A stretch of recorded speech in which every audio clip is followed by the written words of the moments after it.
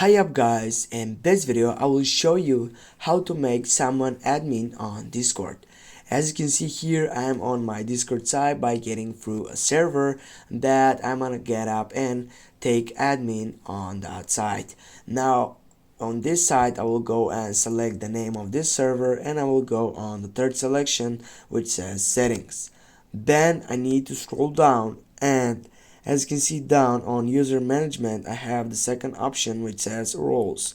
Click on roles and choose the person's account that you want to take him and get up an admin. Go for it, and on the role name you can go and take for admin, and you can role color, for example, I don't know, we'll go with red one, select, and then the main thing what you need to do, you need to scroll down, and on the last selection you have that option for administrator.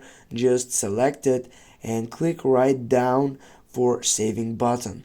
Then when you get back, as you can see, we have getted him to be an admin on this server.